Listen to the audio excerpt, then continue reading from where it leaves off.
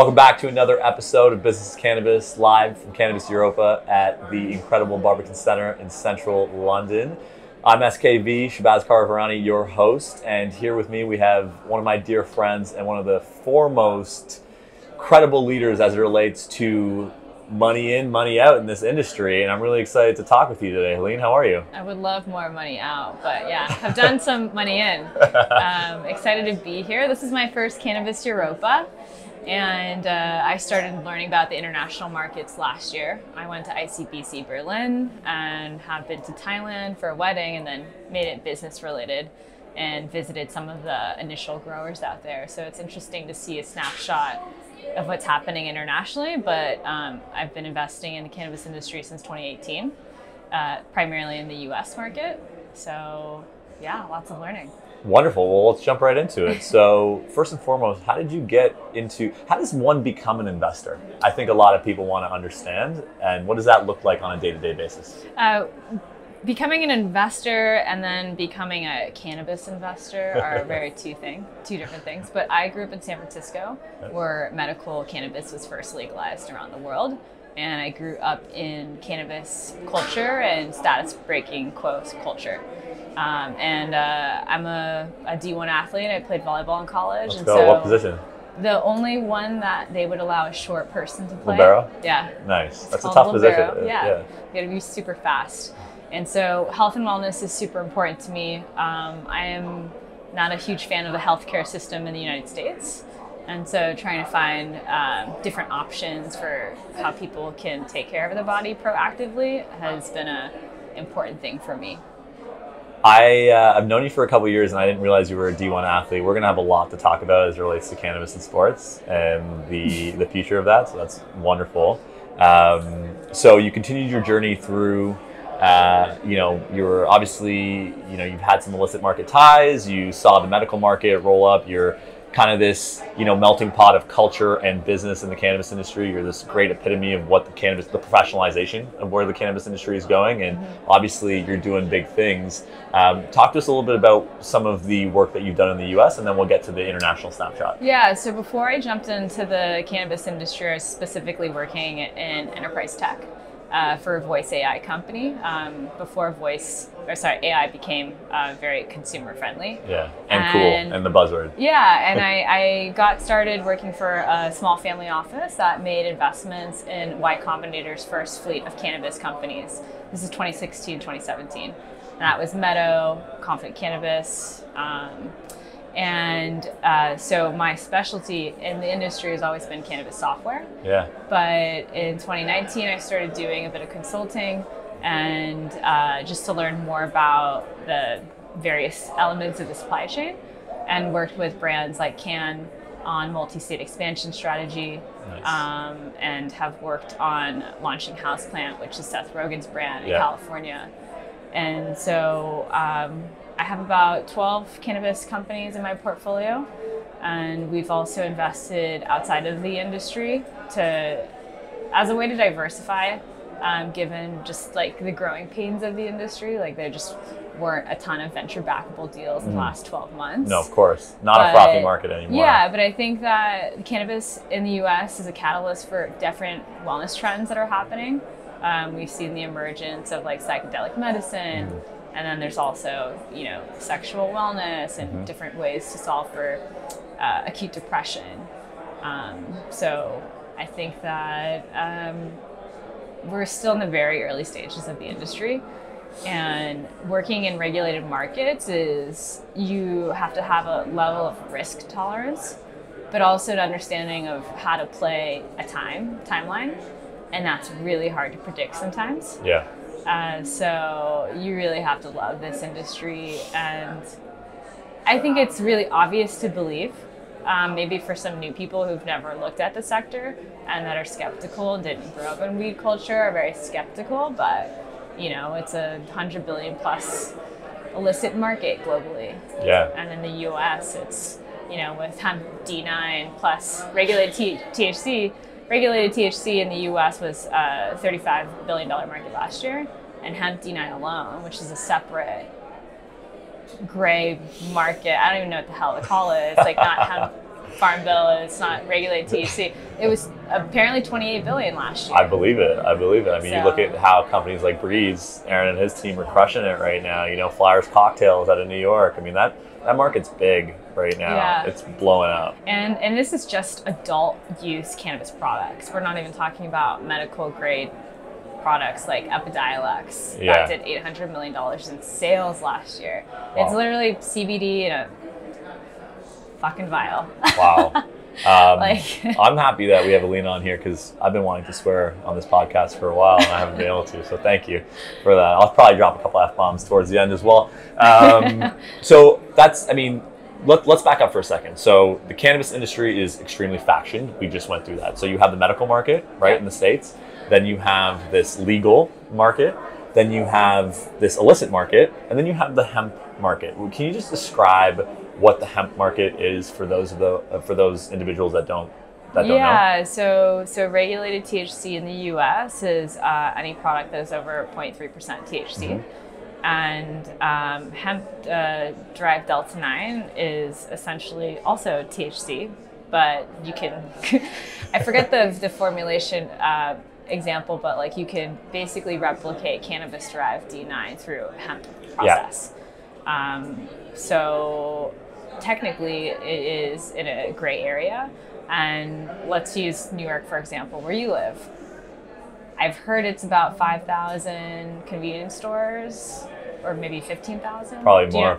Yeah, it's 5,000 convenience stores in New York City that sell hemp D9 products and counterfeit cannabis products.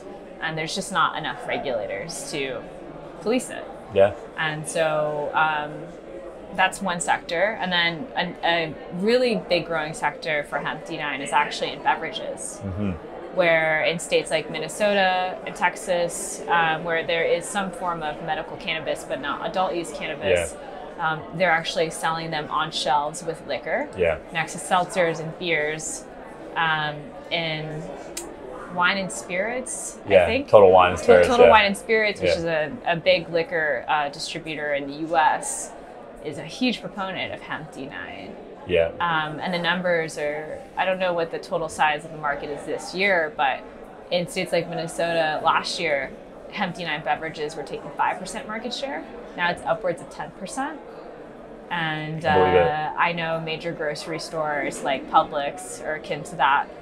Their alcohol sales are significantly dropping. Yeah. And so consumers are either going to buy that at convenience stores, liquor stores, or gas stations. And so these mass retail chain stores that sell regular food are like, well, we should steal this market before they monopolize it. The implication of that is significant in the sense of, okay, healthier alternatives for beverages, fantastic. But now there's this slice of the pie that is also being taken away from the legal or regulated cannabis industry. Yeah. And so the implications of that are very challenging because now the cannabis industry is essentially battling this other industry. Yeah, and everybody is paying taxes on the regulated market are challenging. So long story short, the US is a bit of a shit show. Yeah. Which is why I've come to see what are, while the US figures itself out, hopefully, what is happening in other markets. So, what's happening in other markets? Well, as a cannabis investor in the US, you grow a level of skin for fragmentation. Yeah. And so the international markets are very fragmented. Big time. The interesting thing about it is that the international countries are federally regulated. Mm-hmm. And so in the US, we're state regulated. It's a different kind of complex. And so now you can invest into a country like Portugal or Switzerland where they can internationally import products across the world. Mm-hmm. You don't have to build a redundant supply chain to get your product out the door. Although everyone is, it sounds like. Yeah, and so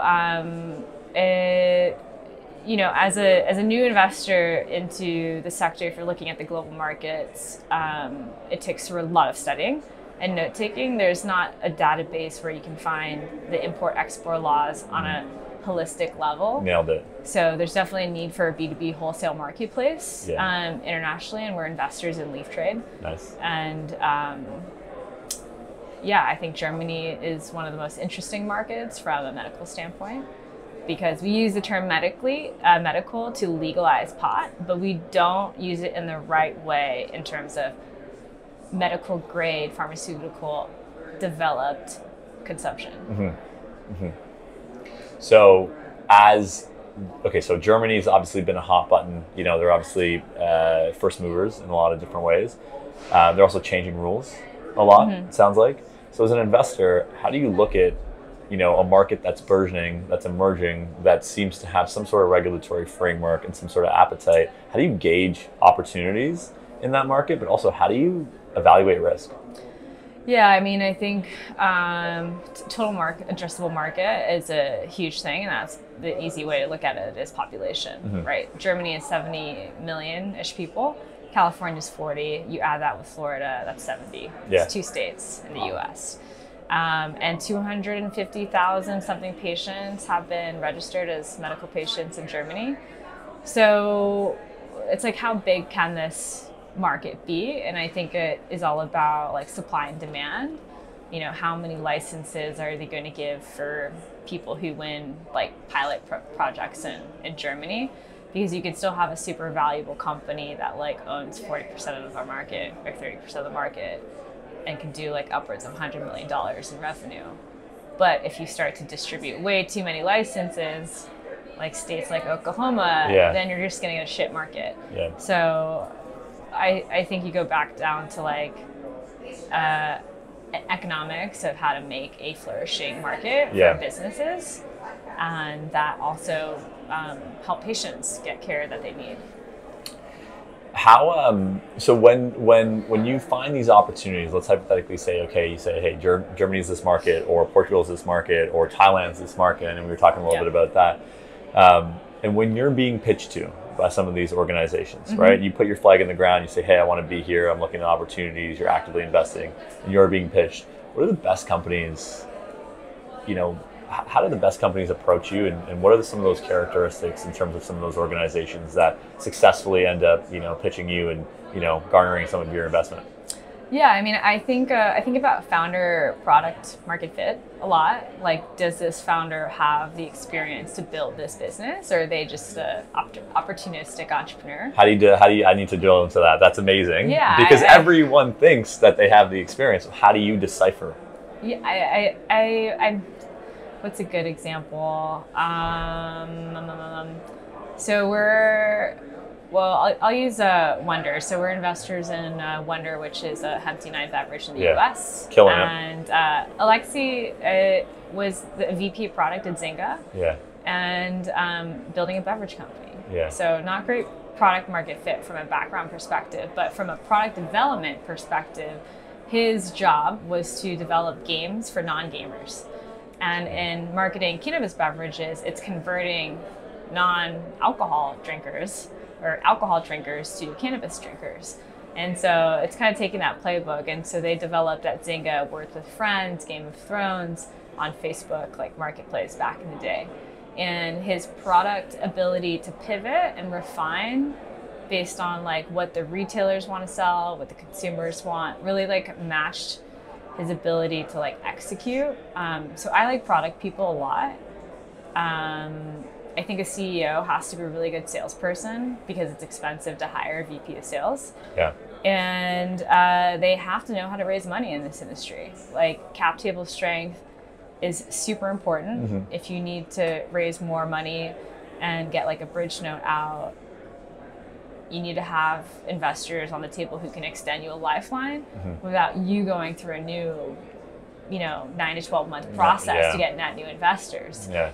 So when I help my founders raise at the early stages, like pre-seed seed, I really enforce we need to make sure that if you need to raise another 1 to 2 more rounds after this, it's not an angel round. Yeah. You need to just start getting institutional capital that can write much larger checks than circling like a bunch of 10 to 25K checks. For sure, because especially in this industry, your burn is going to take a beating and you never know what's around the corner. So you got to be insulated, right?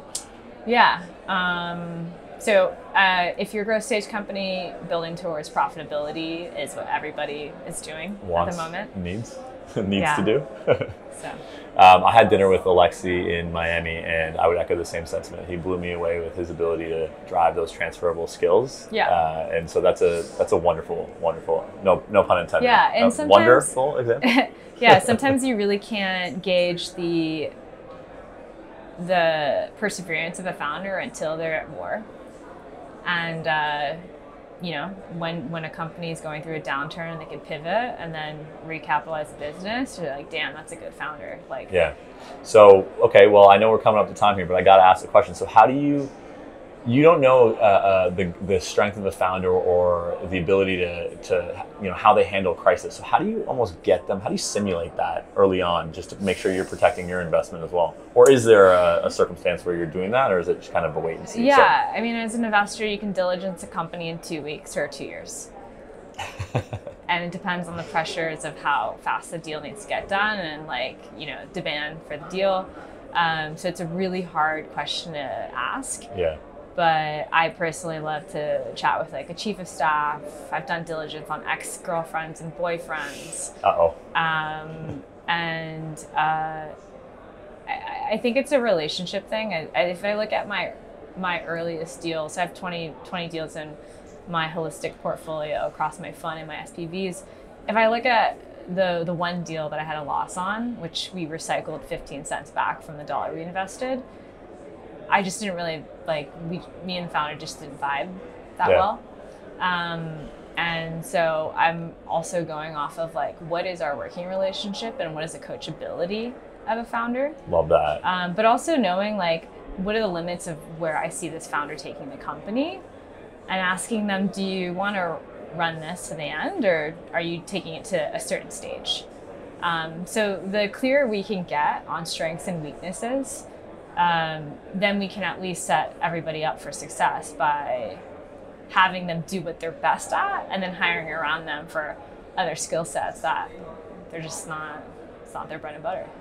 This is top tier advice. I hope everyone listening to this is taking this in, because this is incredibly important. And I think the biggest takeaway from that is that, you know, ego is a very interesting thing as a founder, especially you might think you know it all, but what you just said in terms of knowing those core skill sets and then being able to hire around that, but also simultaneously coaching the founder to consistently learn, be better, is so important. And, you know, that's not easy to coach founders, right? Yeah. It's not easy to coach founders at all. So I love that.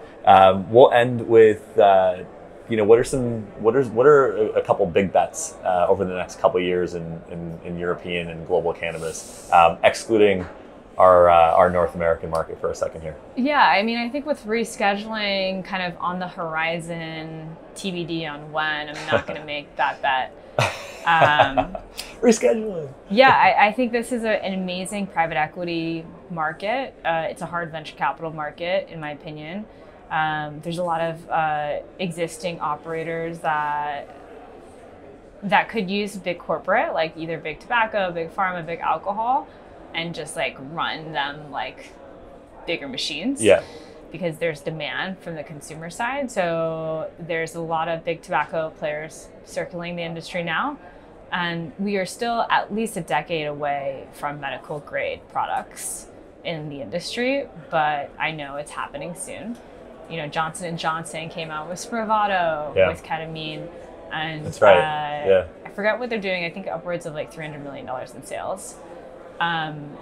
So you look at these, you know, different applications for, like, pain and anxiety with psychedelics or cannabinoids, and we're really just scratching the surface. So I'm being big on pharma, but it's quite a bit away. Love that. Well, you heard it here first. Helene's betting big on pharma, and can't wait to talk to her. How do people find you? How do people continue to get some of your insights and learn from you? Unfortunately, I have the most SEO standout name. So Helene Servillon. I can't hide from it, which means I have to really hold my reputation up, because if I was blacklisted, it'd be very easy to find an article on me. I'm open to connecting with anyone on LinkedIn. I always ask that people send me a message so I have context. Yeah, don't just blind connect. Don't just smash the connect button. Yeah, it's like, hey, let's add each other into our networks. Yeah. And my response is no. Yeah, it literally takes 30 seconds to draft a personalized message. Yeah. So make sure you look, and if it should be easier because you've listened to this conversation now. Yeah, so. please invest in some Gen AI. Yeah, incredible. Appreciate you. Thanks for the time. Wonderful conversation, and can't wait to do it again. Adios. Cheers.